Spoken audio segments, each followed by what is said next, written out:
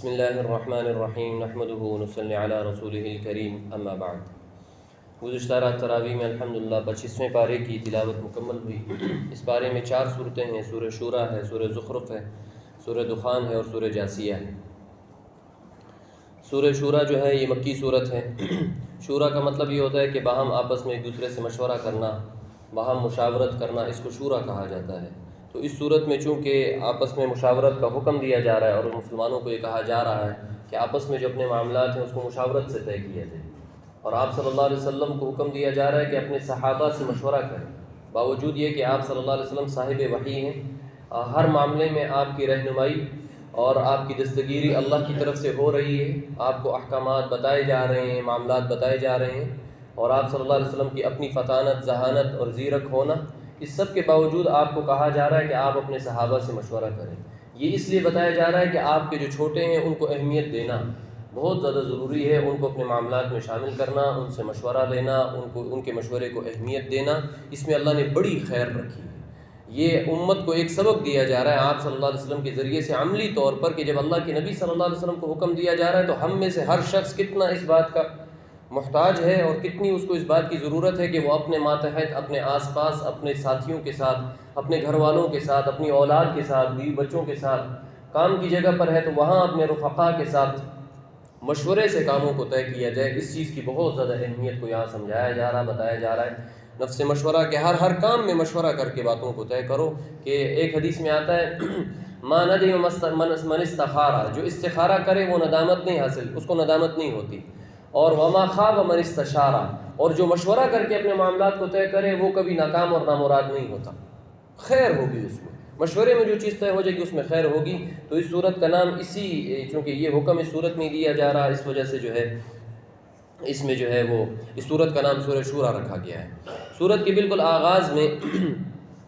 اللہ رب العزت نے اس بات کو بیان فرمایا ہے کہ تکاد السماوات یتفطرن من فوقہن والملائکۃ یسبحون بحمد ربہم ویستغفرون لمن فی الارض الا ان اللہ هو الغفور الرحیم، کہ آسمان کے اوپر اتنے فرشتے ہیں جو اللہ کی حمد و ثنا میں، اللہ کی عبادت میں منہمک ہیں اور اللہ کی تسبیحات میں، اور اہل زمین کے لیے استغفار کر رہے ہیں۔ اتنے فرشتے ہیں کہ ان کے بوجھ سے ایسا محسوس ہوتا ہے کہ کہیں آسمان پھٹ نہ پڑے۔ تکاد السماوات یتفطرن، آسمان کہیں پھٹ نہ جائے۔ اللہ کے اتنے فرشتے ہیں، ان گنت فرشتے ہیں جو اللہ کی حمد و ثنا میں، اللہ کے ساتھ جو ہے نا مناجات میں لگے ہوئے ہیں، اللہ کی عبادات میں لگے ہوئے ہیں۔ کوئی رکوع میں ہے تو قیامت تک رکوع میں ہے، کوئی سجدے میں ہے تو قیامت تک کے لیے سجدے میں ہے، کوئی دعا کی کیفیت میں ہے تو قیامت تک کے لیے دعا کی کیفیت میں اللہ کی عبادت کرنے والی اتنی مخلوق موجود ہے۔ اللہ کو ہماری عبادت کی کوئی ضرورت نہیں ہے، یہ عبادت جو ہم کر رہے ہیں یہ اپنے لیے کر رہے ہیں، اس میں ہمارا ہی فائدہ ہے، ورنہ اللہ کی حمد و ثنا اور تسبیح بیان کرنے والی تو ہر مخلوق موجود ہے۔ یسبح له من فی السماوات والارض، زمین و آسمان کی ہر چیز اللہ کی حمد و ثنا اور تسبیح بیان کرتی ہے۔ یہ جو انسان عبادت کر رہا ہے اس میں انسان کا ہی فائدہ ہے، اس چیز کو اللہ رب العزت نے بیان فرمایا۔ پھر اللہ رب العزت نے آپ صلی اللہ علیہ وسلم کو ایک بات ارشاد فرمائی کہ آپ ان مشرکین سے کہہ دیجئے لا اسألکم علیہ اجرا الا المودۃ فی القربہ۔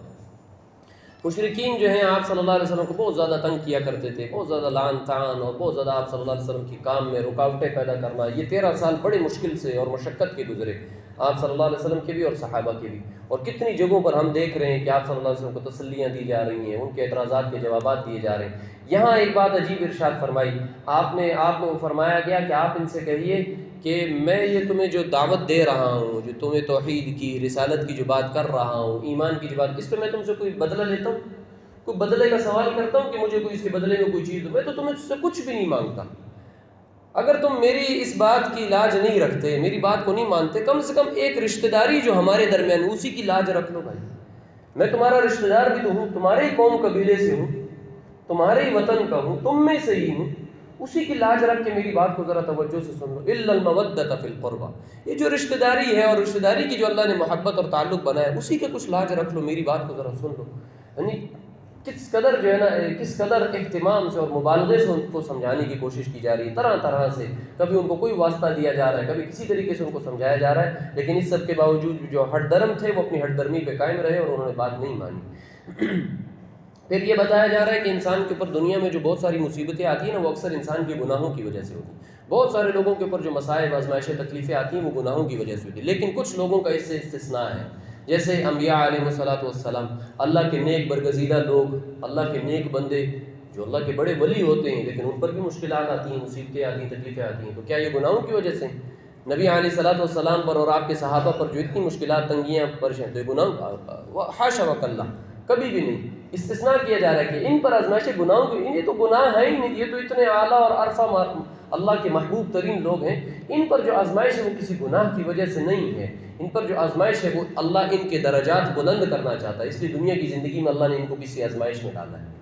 دنیا کی زندگی میں جب آزمائش آتی ہے دو طرح سے۔ اچھا، یہاں بڑی عجیب بات علماء نے لکھی ہے، مفسرین کہتے ہیں کہ انسان کے اوپر آزمائش آئے نا، یا تو وہ گناہ کی وجہ سے، جیسے بتایا جا رہا ہے گناہ کی وجہ سے، یا یہ ہے کہ وہ اللہ رب العزت یعنی وہ شخص گناہ گار نہیں ہے تو بڑا نیک بندہ ہے لیکن پھر بھی آزمائش میں مبتلا ہے۔ اس کا مطلب یہ ہے کہ اللہ اس کو کوئی بلند مقام دینا چاہتے ہیں، دنیا میں بھی آخرت میں بھی، اس لیے اس کو آزمائش میں مبتلا کیے، چونکہ ہر مصیبت اور تنگی کے بدلے میں اللہ نیکی دیتے ہیں، ہر مصیبت تنگی کے بدلے میں اللہ گناہ کو معاف کرتے ہیں، نیکیاں دیتے ہیں، درجات کو بلند کرتے ہیں۔ اب یہ کیسے پتہ چلے گا کہ میرے اوپر جو آزمائش ہے یہ میرے گناہوں کی سزا ہے، اور یا یہ جو ہے نا یہ اللہ تعالیٰ کی طرف سے میری ایک آزمائش ہے میرے رفع درجات کے لیے؟ کیسے پتہ چلے؟ بڑا آسان سا نسخہ اس یہاں علماء نے لکھا ہے، بڑا آسان، ہر انسان خود پہچان سکتا ہے یہ کیسے ہے، ہر انسان خود پہچان سکتا ہے یہ کیسے ہے۔ ہاں جی، مصیبت تنگی آنے پر اگر انسان کی زبان پر گلے شکوے آنے شروع ہو جائیں، یار میرے ساتھ ایسا کیوں ہوا، یار دیکھو بڑی تنگی ہے، بڑی مصیبت ہے، بڑے حالات خراب ہیں، بڑے مسائل ہیں، اور یار مسئلے ہی نہیں ختم ہوتے، اور یار یہ گلے شکوے جب آنے شروع ہو جائیں سمجھ جاؤ کہ یہ گناہوں کی سزا ہے، سمجھ جاؤ کہ گناہوں کی سزا ہے۔ اور جب مصیبت اور تنگی آنے پر انسان کہے او اللہ کے ہر فیصلے پر ہم راضی ہیں،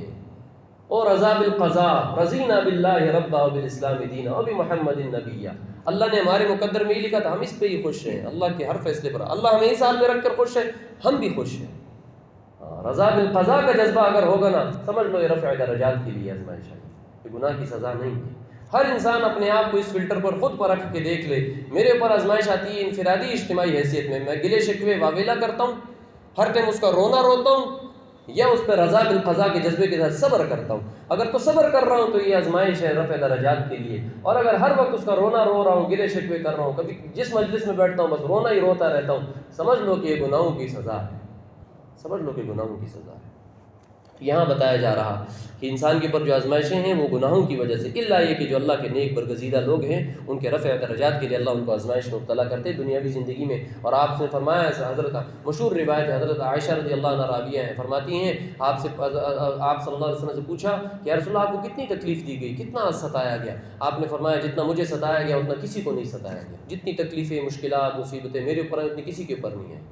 چونکہ اللہ کے جتنا قریب بندہ ہوگا اس کے اوپر دنیاوی زندگی میں آزمائش بھی اتنی زیادہ ہوگی، چونکہ اللہ اس کو اتنا بڑا درجہ دینا چاہتے ہیں آخرت میں۔ اس کے بعد فرمایا گیا کہ آخرت میں کچھ لوگ اجر کے مستحقین ہوں گے، ان کی کچھ صفات یہاں بیان فرمائے، وما عند اللہ خیر وابقى للذین آمنوا وعلی ربهم یتوکلون، جو اللہ کے پاس ہے وہ خیر ہی خیر ہے اور وہ ہمیشہ باقی رہنے والا انعام ہے، یہ ان لوگوں کے لیے جو اپنے پروردگار کے اوپر توکل کرتے ہیں، جو اپنے پروردگار کے اوپر جنہوں نے توکل کیا اور اپنے پروردگار کے اوپر ایمان لائے، ان کے لیے جو ہے نا یہ اجر و ثواب اللہ رب العزت نے تیار کر رکھا ہے۔ اسی طریقے سے اللہ رب العزت نے یہاں اپنے خالق اور اپنے یعنی تصرف حقیقی صرف اللہ کے پاس ہے، اس کو بیان فرمایا، للہ ملک السماوات والارض یخلق ما یشاء یہب لمن یشاء اناثا ویہب لمن یشاء الذکور، اللہ رب العزت کے لیے یہ سب کچھ ہے، زمین و آسمان اللہ کے لیے، جو چاہتا ہے پیدا کرتا ہے، جس کو چاہتا ہے بیٹیاں دیتا ہے اور جس کو چاہتا ہے بیٹے دیتا ہے، او یزوجہم ذکرانا و اناثا، اور جس کو چاہتا ہے بیٹے بیٹیاں دونوں دیتا ہے، او یجعل من یشاء عقیما، اور جس کو چاہتا ہے بے اولاد رکھتا ہے، انہ علیم قدیر، بے شک اللہ جاننے والا قدرت والا ہے جی، اللہ جانے۔ یہاں دیکھیے بیٹیوں کا ذکر پہلے، یہب لمن یشاء اناثا، جس کو چاہتا ہے بیٹیاں دیتے، بیٹیوں کا ذکر پہلے، مفسرین نے لکھا ہے بیٹیوں کا ذکر پہلا ہونا اس بات کا مطلب ہے کہ بیٹیاں زیادہ باعث رحمت ہیں، ہاں بیٹیاں زیادہ باعث رحمت ہیں۔ یہ مشرکین مکہ بیٹیوں کے پیدا ہونے پر جو ہے نا ناگواری محسوس کرتے تھے، بیٹیوں کو زندہ درگور کرتے تھے۔ صاحب ایمان کی شان یہ ہے کہ بیٹی کی ولادت اور پیدائش میں خوشی کا اظہار کرتے ہیں، الحمدللہ اللہ کی رحمت میرے گھر میں آئی ہے، اللہ کی رحمت میرے گھر میں آئی ہے۔ وہ کبھی بھی اس کے ماتھے پہ تیوریاں نہیں آتی، بل نہیں آتے، شکل نہیں آتے، وہ خوشی کا اظہار کرتا ہے۔ یہ صاحب ایمان ہونے کی علامت ہے، اللہ پر توکل کی علامت ہے کہ بیٹی کے پیدا ہونے پہ خوشی کا اظہار کیا۔ بیٹیاں تو بڑی جو ہے وہ رحمت کا ذریعہ اور سبب ہوا کرتی ہیں۔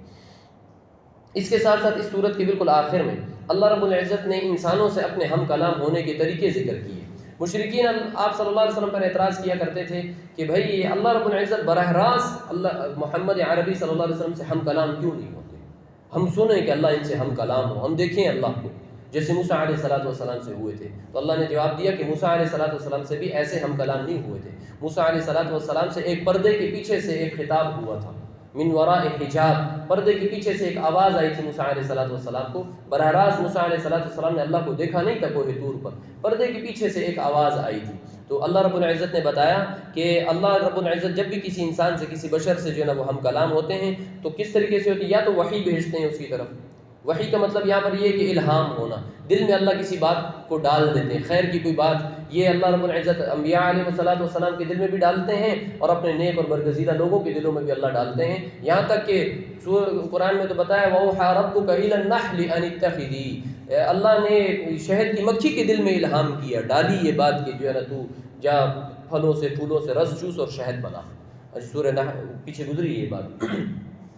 تو یہ الہام یعنی دل میں کسی بات کا القاء ہونا، ڈالنا، یہ صرف انسانوں کے ساتھ نہیں ہے بلکہ تو جانوروں کے ساتھ بھی ہے، اللہ دلوں میں بات ڈال دیتے ہیں۔ البتہ اللہ کے نیک اور برگزیدہ لوگ جو ہوتے ہیں، چنیدہ لوگ ہوتے ہیں، ان کے دلوں میں الہام کا ہونا، ان کے دلوں میں نیکی کی رغبت اور نیکی کی بات کا ڈالا جانا، یہ معمول کی بات ہے، یہ اللہ کی طرف سے ان کے لیے ایک انعام ہے۔ تو پہلا طریقہ تو یہ ہے الا وحیا، اللہ وحی کرتے ہیں یعنی الہام کرتے ہیں ان کو۔ اور دوسرا طریقہ یہ او من وراء حجاب، یا اللہ پردے کے پیچھے سے ان سے ہم کلام ہوتے ہیں۔ یہ انبیاء کے ساتھ خاص ہے، جیسے کہ موسیٰ علیہ السلام سے اللہ ہم کلام ہوئے، ایک آواز آئی، ایک غیبی آواز آئی جو اللہ رب العزت کی طرف سے تھی اور پردے کے پیچھے سے یعنی نظر نہیں ہے، چونکہ ظاہری آنکھ سے، دنیاوی آنکھ سے کوئی شخص اللہ کو دنیا کی زندگی میں دیکھ نہیں سکتا، دنیا کی زندگی میں یہ ممکن نہیں ہے، لیکن جو ہے وہ صرف آواز کا سننا، یہ اللہ رب العزت نے اس کو بیان فرمایا۔ یا تیسرا طریقہ یہ او یرسل رسولا، یا اللہ اپنے کسی رسول پیغمبر کو بھیجیں، یعنی کہ کسی فرشتے کو بھیجیں، جبریل امین کو بھیجیں جو وحی لے کر آئیں، جیسے کہ قرآن کے نزول کے وقت عام طور پر آپ صلی اللہ علیہ وسلم کے پاس جو وحی آئی ہے وہ جبریل امین کے ذریعے سے آئی ہے۔ اس کے علاوہ آپ صلی اللہ علیہ وسلم کو الہام بھی ہوا ہے، آپ صلی اللہ علیہ وسلم کو خواب بھی دکھائے گئے ہیں وغیرہ وغیرہ۔ فیوحی بإذنہ ما یشاء، تو اللہ کے حکم سے جو چاہیں وہ وحی لے کر آتے ہیں۔ تو یہ اس کو اللہ رب العزت نے یہاں اپنے ہم کلام ہونے کے طریقوں کو بیان فرمایا۔ اس کے بعد سورہ زخرف ہے، زخرف عربی زبان میں سونے کو کہتے ہیں، چونکہ اس صورت میں سونے کا ذکر ہے، زخرف کا ذکر ہے، اسی مناسبت سے اس صورت کا نام جو ہے زخرف رکھا گیا۔ یہ بھی مکی صورت ہے، اس میں بہت سارے اعتراضات، ان کے جوابات، حضرت موسیٰ علیہ السلام، ابراہیم علیہ السلام اور عیسیٰ علیہ السلام کا ذکر ہے۔ بالکل پہلی آیت کے اندر یہ بھی سورہ حامیم ہے، یعنی یہ حامیم کے ساتھ شروع ہو رہی ہے۔ قرآن میں 7 صورتیں ہیں جو حامیم کے لفظ سے شروع ہوتی ہیں، ان کو حوامیم کہا جاتا ہے، اس میں یہ دوسری صورت ہے، تیسری صورت ہے۔ تو اس میں جو ہے نا اللہ رب العزت نے بیان فرمایا والکتاب المبین، یہ کتاب بڑی واضح ہے۔ یہاں پر بعض لوگوں کو شبہ پیدا ہو جاتا ہے یہ کتاب واضح ہے۔ میں پچھلے رمضان میں پورے رمضان ہم اس بات پہ گفتگو کرتے رہے کہ قرآن واضح ہے، کس انداز میں واضح ہے۔ بعض لوگ یہ کہتے ہیں قرآن بس خود ہی غور و فکر کر کے اس کو سمجھ لو، کسی سے پوچھنے کی کوئی ضرورت نہیں۔ اگر ایسا ہوتا تو پھر مشرکین کی اس اعتراض کا کیا جواب ہے جو مشرکین خود کہتے ہیں کہ یہ کوئی فرشتہ کوئی کتاب لے کر کیوں نہیں آیا، ہمیں لا کر کتاب دے دیتا اور ہمیں لا کر دین بتا دیتا۔ نہیں، ایک رسول نے 23 سال کی مشقت والی زندگی کیوں گزاری، کتاب کا ایک ایک آیت سمجھائی ہے۔ یہ کتاب خود سے سمجھنے کی چیز نہیں ہے، یہ کتاب کسی استاد سے سمجھنے کی چیز ہے، یہ کسی استاد سے پڑھی جائے گی، سمجھی جائے گی، اس کی معارف اور معانی اور علوم اور معارف کو سمجھا جائے گا۔ یہ جو لوگ یہ بات کہہ رہے ہیں کہ بس خود ہی قرآن پر غور و فکر کرو اور اس پر عمل کرو، کسی سے پوچھنے کی کوئی ضرورت نہیں ہے، یہ بہت بڑی غلط فہمی کا شکار ہے، یہ اس کا معالن انجام گمراہی ہے۔ دیکھیں، یہ بات سمجھنے کی ہے، قرآن کے مضامین مختلف ہیں، پچھلے سال ہم نے اس پہ بہت تفصیل سے گفتگو کی تھی۔ قرآن کے مضامین مختلف ہیں، قرآن کے بعض وہ مضامین ہیں جو وعظ و نصیحت سے جن کا تعلق ہے، اللہ اپنی نشانیاں بیان کرتے ہیں، وعظ و نصیحت کی باتیں کرتے ہیں، ترغیب دیتے ہیں، چھوٹی چھوٹی مثالیں دیتے ہیں، اس سے انسان کو سمجھ میں آتی ہے بات۔ توحید، رسالت اور آخرت کو بیان کیا جاتا ہے، قوموں کے واقعات ہیں اس کو بیان کرتے ہیں۔ یہ ساری باتیں تو آسان ہیں، یہ تو وعظ کی باتیں ہیں، نصیحت کی باتیں، یہ تو جو بھی پڑھے گا، سنے گا، سمجھے گا تو اس کو تو سمجھ میں آئے گی اور دل پہ اس کا اثر ہوگا۔ بھائی وعظ کی بات تو ہر ایک کو سمجھ میں آتی ہے، لیکن قرآن کے اندر کچھ احکام ہیں، کچھ عقائد اور ایمانیات کی باتیں ہیں جو فنی چیزیں ہیں، جو ٹیکنیکل چیزیں ہیں، جو اجتہاد اور استنباط سے جن کا تعلق ہے۔ وہ 650-700 کے لگ بھگ آیات ہیں جن میں احکام اسلامیہ کا بیان ہے، جن میں میراث اور حج اور عبادات اور معاملات کے احکام ہیں، سود اور قرض کے احکام بیان ہوئے۔ یہ ہر بندے کے سمجھنے کی چیز نہیں، اس کے سمجھنے کے لیے ایک اجتہادی ملکہ درکار ہوتا ہے، علوم اسلامیہ میں گہری مہارت درکار ہوتی ہے۔ یہ علوم اسلامیہ کی جو مہارت ہے یہ علماء سے پوچھ کے یا پڑھ کے اس کو سمجھنے کی ضرورت ہوتی ہے۔ لہٰذا قرآن کی مختلف پہلو ہیں۔ قرآن جو یہ کہہ رہا ہے کہ اس کو سمجھنا آسان ہے، یا اس پہ غور و فکر کرو، کہ جو عمومی دعوت دی جا رہی ہے وہ وعظ اور نصیحت کے پہلو کو سمجھنے کی بات کی جا رہی ہے، کہ وعظ اور نصیحت سمجھو، ٹھیک ہے یہ تو ہر بندہ سمجھ سکتا ہے، کوئی بات نہیں، لیکن قرآن کی جو وہ فنی چیزیں ہیں جو احکام اور عقائد کی قبیل سے ہیں وہ ہمیشہ صاحب علم سے پوچھ کر اس پر عمل کیا جائے گا۔ اگر انسان خود اس کو سمجھنے کی کوشش کرے گا بغیر کسی علمی مہارت اور اجتہادی صلاحیت کے بغیر اگر اس کو سمجھنے کی کوشش کرے گا تو نتیجتاً لازمی نتیجہ یہ نکلے گا کہ کسی گمراہی کی طرف جائے گا، اس کا نتیجہ غلط ہوگا۔ لہٰذا اس کو جو ہے نا سمجھ لینا چاہیے۔ پھر اس کے ساتھ ساتھ مشرکین مکہ جو یہ کہا کرتے تھے، وہ کہتے تھے یہ فرشتے اللہ کی بیٹی ہیں۔ اللہ نے بڑا زبردست اس کا جواب دیا ہے۔ اللہ کہتے ہیں ام اتخذ مما يخلق بنات واصفاكم للبنين، کیا بیٹیاں تم نے صرف اللہ کے لیے رکھی ہیں، فرشتوں کو اللہ کی بیٹیاں بنا اور اپنے لیے بیٹے پسند کرتے ہو؟ تمہیں جب بیٹی دی جاتی ہے وَإِذَا بُشِّرَ أَحَدُهُم بِمَا ضَرَبَ لِلرَّحْمَنِ، جب تم میں سے کسی کو بیٹی کی خوشخبری دی جاتی ہے تو تمہارے تو چہرے کے تیور بدل جاتے ہیں، چہرے تمہارے سیاہ پڑ جاتے ہیں، اور تم جو ہے نا وہ ناک منہ چڑھانے لگتے ہو اور ان بیٹیوں کو زندہ درگور کرتے ہو، اور اپنے پروردگار کے لیے تم بیٹیاں پسند کر رہے ہو۔ سبحان اللہ، تمہاری سوچ پر آفرین ہے۔ پھر اللہ فرماتے ہیں کہ اللہ ہر قسم کی اولاد سے پاک ہے، بے نیاز ہے، اللہ ہر قسم کی اولاد سے بے نیاز ہے۔ پھر اس کے ساتھ ساتھ جو ہے نا آگے چل کر مشرکین کے اور بہت سارے باطل عقائد ان کا جو ہے نا تردید کی گئی۔ جیسے ایک وہ یہ کہا کرتے تھے کہ بھائی لولا نزل هذا القرآن على رجل من القريتين عظيم، مکہ یا طائف کے کسی بڑے سردار کے اوپر یہ قرآن نازل کیوں نہیں ہوا؟ یہ دو بڑی بستیاں ہیں، بڑے شہر شمار ہوتے تھے مکہ بھی اور طائف بھی، ان کے کسی بڑے سردار کے اوپر، کسی مالدار صاحب حیثیت کے اوپر یہ قرآن نازل ہوتا، اس کو منصب نبوت سے سرفراز کیا جاتا۔ یہ ایک محمد جو یتیم بھی ہیں، جو غریب بھی ہیں، فقیر بھی ہیں، انتہائی مسکنت کی زندگی ہے، ان کو قرآن سے نواز دیا گیا، جو پڑھنا لکھنا بھی نہیں جانتے، امی ہیں جو پڑھنا لکھنا بھی نہیں جانتے، ان کو قرآن دے دیا، ان کو منصب نبوت دے دی گئی۔ اللہ فرماتے ہیں اہم یقسمون رحمت ربک، یہ اللہ کی رحمت کو تقسیم کرنا ہم نے تمہیں کب سے اختیار دے دی ہے؟ اللہ کی رحمت دو طرح کی ہے، ایک اللہ کی رحمت عامہ ہے یعنی رزق جیسے اللہ دنیا میں تقسیم کرتے ہیں، اور ایک اللہ کی رحمت خاصہ ہے جیسے نبوت اور کوئی خاص مقام کسی بندے کو دینا، یہ بھی اللہ نے اپنے ہاتھ میں۔ اللہ فرماتے ہیں جب ہم نے رحمت عامہ تمہیں نہیں دی تقسیم کرنے کے لیے، رزق جب ہم خود تقسیم کرتے ہیں تو اپنی یہ خاص رحمت، خاص انتخاب کہ کس کو نبی بنانا ہے، یہ ہم تم سے پوچھ کے بنائیں گے کس کو نبی بنانا ہے، یہ ہمارا فیصلہ ہوگا کہ ہم نے کس کو نبوت کے منصب پر سرفراز کرنا ہے، کون اس کے شایع نشان ہے، کس کو ہم نے اس کی شان اس طرح کی بنائی ہے۔ وہ محمد عربی ہے صلی اللہ علیہ وسلم، جن کی شان اتنی بلند و بالا ہے کہ وہ منصب نبوت کے لائق ہیں، اور ہم نے ان کو منصب نبوت پر سرفراز فرمایا۔ نبوت کا منصب دینے کے لیے دنیاوی مال و متاع، حیثیت اور جائیداد اور مالداری نہیں دیکھی جاتی، سرداری نہیں دیکھی جاتی۔ اللہ جب کسی کو اپنا قرب اور مقام اور برگزیدیت نصیب فرماتے ہیں، اللہ اپنا جو ہے نا قرب نصیب فرماتے ہیں، اس کے لیے اللہ کے معیارات کچھ اور ہیں، یہ دنیاوی معیارات پر اللہ نہیں پرکھتے۔ اس کے بعد چل کے آگے جو ہے وہ سورہ جو ہے نا دخان ہے۔ سورہ دخان کا مطلب عربی زبان میں دخان دھوئیں کو کہتے ہیں۔ اس صورت میں چونکہ جو ہے وہ دھوئیں کا ذکر ہے، دھوئیں کا ذکر وہی معنی ہے کہ قیامت کے مناظر ہولناکیوں کا اس صورت میں زیادہ کثرت سے ذکر ہے، اس کے حوالے سے جو ہے اس صورت کا نام سورہ دخان رکھا گیا۔ اس میں یہاں پہلی آیت کے اندر دوسری آیت میں فرمایا انا انزلناہ فی لیلۃ مبارکۃ انا کنا منذرین، اس قرآن کو ہم نے ایک مبارک رات میں نازل فرمایا۔ وہ مبارک رات کون سی ہے؟ وہ سورہ قدر بتاتی ہے، انا انزلناہ فی لیلۃ القدر، وہاں صراحت سے بتا دیا گیا کہ مبارک رات لیلۃ القدر ہے، یہ بتایا گیا یہ مبارک رات ہے جس میں اللہ کی طرف سے فیصلے کیے جاتے ہیں، اور اللہ جو ہے نا اس رات میں اللہ کی طرف سے رحمتوں کا نزول ہوتا ہے، اور وہ سننے والا اور جاننے والا ہے۔ ان چیز کو یہاں بیان فرمایا۔ پھر دخان کے بارے میں بیان فرمایا فارتقب یوم تأتی السماء بدخان مبین۔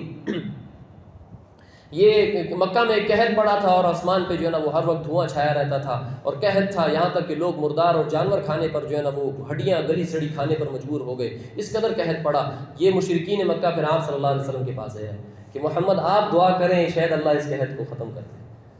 مانتے نہیں تھے، ایمان نہیں لائے، لیکن دعا کے لیے پھر بھی آ گئے۔ آپ نے دعا فرمائی، قحط ختم ہو گیا، پھر بھی ایمان نہیں لائے۔ آپ نے کہا میں دعا کروں گا کہ حید ختم ہو جائے گی، ایمان لاؤ گے؟ کہاں ایمان لائیں، لیکن پھر بھی ایمان نہیں لائے، اپنی ہٹ گئے۔ اس دخان کا یہاں ذکر ہے، اسی مناسبت سے اس کا نام سورہ دخان ہے۔ پھر اس سورت کے آخری رکوع میں اہل جہنم کا، اہل جنت کا، ان کی نعمتوں کا، اور اہل جہنم پر کے جو طرح طرح کے عذاب میں ان کو مبتلا کیا جائے گا، اس کی تفصیل سے اللہ رب العزت نے واقعات کا یہاں ذکر فرمایا، اہل جہنم کی حالات اور کیفیات کا ذکر فرمایا۔ ذُقْ إِنَّكَ أَنْتَ الْعَزِيزُ الْكَرِيمُ، یہ مزہ چکھو جہنم کا، بڑے تم بنے پھرتے تھے نا، آج جہنم کی آگ کا مزہ چکھو۔ ہاں جی، اور متقین کو کیا مقام ہوگا، يَلْبَسُونَ مِن سُنْدُسٍ وَإِسْتَبْرَقٍ مُتَقَابِلِينَ كَذَلِكَ زَوَّجْنَاهُم بِحُورٍ عِينٍ يَدْعُونَ فِيهَا بِكُلِّ فَاكِهَةٍ آمِنِينَ، میووں میں، باغات میں، پھلوں میں، حور عین کے ساتھ اللہ ان کا نکاح پڑھائیں گے، ریشم کے ریشمی لباس پہنے ہوئے ہوں گے، وہ نہ وہاں ان کو موت ہوگی نہ کوئی اور تکلیف ہوگی، ہر قسم کی تکلیفوں سے اللہ ان کو بری کر دیں گے۔ اللہ ان نعمتوں کا اور جہنم کی ان مشکلات کا یہاں سورہ دخان کے آخر میں ذکر فرما رہے ہیں تفصیل کے ساتھ۔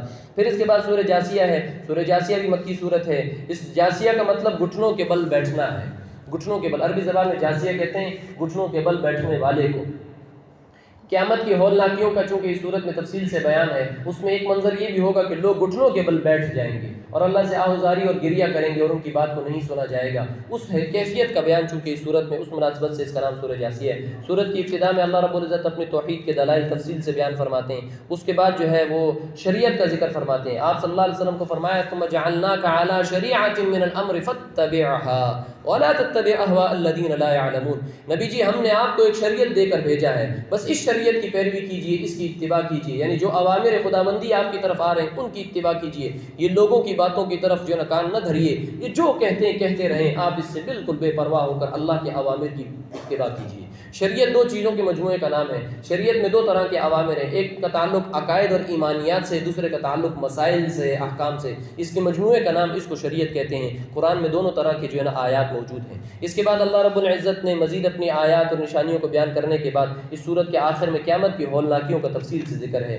کہ قیامت کیسے ہوگی اور قیامت کا جو ہے نا منظر کیسے قائم ہوگا، اور اس دن لوگوں کو کیسے اعمال نامے دیے جائیں گے، اور نیک اعمال والے جو عمل صالح جنہوں نے اختیار کیا ہوگا، اللہ فرماتے ہیں فَيُدْخِلُهُمْ رَبُّهُمْ فِي رَحْمَتِهِ ذَلِكَ هُوَ الْفَوْزُ الْمُبِينُ، اللہ رب العزت ان کا پروردگار ان کو اپنی رحمت میں داخل فرمائے گا جو بڑی کھلی کامیابی ہے۔ اور جو کفر اختیار کرنے والے ہیں ان سے کہا جائے گا فَلَمْ تَكُنْ آيَاتِي تُتْلَىٰ عَلَيْكُمْ، کیا تمہارے سامنے میری نشانیاں، میری آیتیں تمہیں پڑھ کر نہیں سنائی گئی تھیں، نبی کی دعوت تم تک نہیں پہنچی تھی؟ فَاسْتَكْبَرْتُمْ، تم نے تکبر اختیار کیا، وَكُنْتُمْ قَوْمًا مُجْرِمِينَ، تم مجرم قوم تھے، اور ان کو اس دن پھر جہنم کی اوندھی وادیوں میں پھینک دیا جائے گا، کوئی ان کا پرسان حال نہیں ہوگا، کوئی ان کی بات کو سننے والا نہیں ہوگا، وہ آہوزاری اور گریہ اللہ کے سامنے کریں گے اس دن کہ آج ہم نے سب کچھ دیکھ لیا، سن لیا، سمجھ لیا، ہمیں ایک موقع اور ملے۔ اللہ کہیں گے اب کوئی موقع نہیں ہے، میری دعوت تم تک پہنچی تھی دین کی اور ایمان کی، لیکن تم نے اس کو قبول نہیں کیا، آج تمہاری بات نہیں سنی جائے گی۔ اللہ تعالیٰ ہم سب کو قرآن کا صحیح فہم نصیب فرمائے۔ الحمد لله رب العالمين والعاقبة للمتقين، الصلاة والسلام على سيد الأنبياء والمرسلين، يا الله يا رحمن يا رحيم يا أرحم الراحمين، يا حنان يا منان يا ذا الجلال والإكرام، اللهم إنك عفو كريم تحب العفو فاعف عنا يا كريم، يا حي يا قيوم برحمتك نستغيث، رب اغفر وارحم وأنت خير الراحمين، وصلى الله تعالى على خير خلقه محمد وآله وأصحابه أجمعين، آمين برحمتك، جزاك الله۔